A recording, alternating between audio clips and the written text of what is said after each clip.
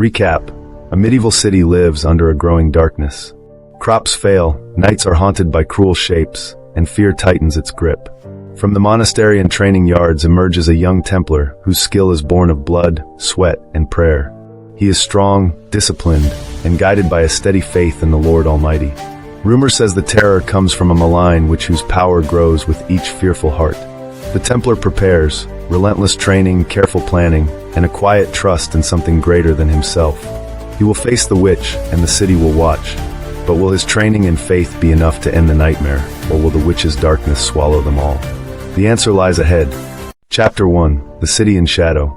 I remember the first time I walked through the city gates and felt the chill. I had trained for years, rising before dawn to practice blade and prayer. Still, fear hung over the alleys like a wet cloak. People spoke in low voices. The market lost its cheer. Mothers kept children close, and even the dogs refused to bark. That A Templar. I had been taught to be steady. My hands learned the weight of the sword. My heart learned the weight of responsibility. The leaders of the city called me to their hall and told me of a malign force, a witch who fed on dread and spread a green mist that spoiled fields and soured the air. Her power grew with each frightened eye. The city needed more than steel. It needed a steady hand, a disciplined mind, and a faith that did not break. Chapter 2: Training in Faith. My days became a procession of small, stubborn things. I ran until my legs burned. I struck wood until my shoulders ached. I learned to move without thought, to react on muscle memory alone.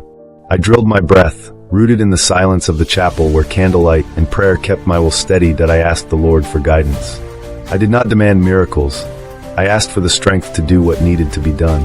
Faith, I learned, is like training. It grows by repetition, by small acts done when no one watches. Townsfolk began to notice the change in me. They found confidence in a man who would not be shaken by the night. Chapter 3: The Witch's Cruelty. The witch's cruelty was not only in her magic, but in how she used fear as a blade. She set traps of despair. Crops rotted overnight, the river churned with strange green foam, and children woke screaming of teeth and yellow eyes. Men who tried to hunt her returned hollow, their minds seized by nightmares. That I walked into towns to see this with my own eyes. A woman showed me a withered child, and whispered that sleep alone brought the creature to the edge of their beds. I felt an anger that was not wrath but resolve.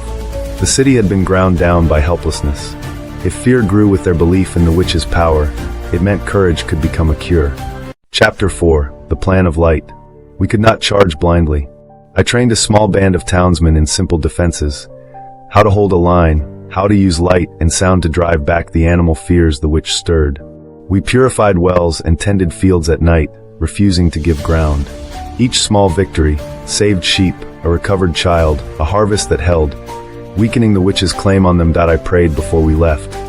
Not a plea for invulnerability, but a plea for strength to do our duty. I felt, in that quiet hour, a reassurance like sunlight breaking a cloud. Whether that was a sign or my own mind steadying itself mattered less than the peace it gave me and the courage it seeded in others. Chapter 5: The Battle of Will and Steel. The night we faced her was raw with expectation. The witch rose from ruins with a scream that tasted of iron.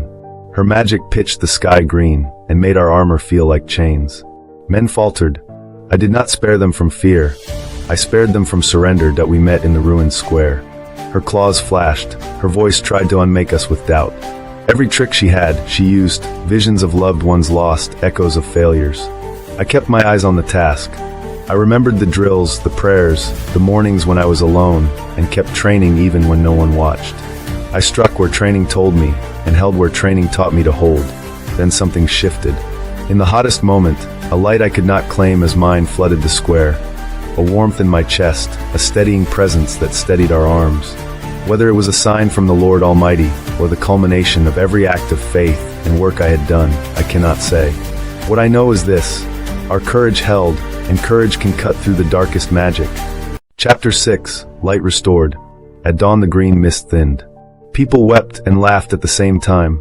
We had paid for victory with sweat and fear, but the city stood. We helped rebuild not just walls but trust among neighbors. I kept training because the world asks discipline of its servants at all times. I kept praying because the heart that forgets gratitude soon forgets itself. The lesson I carry is simple.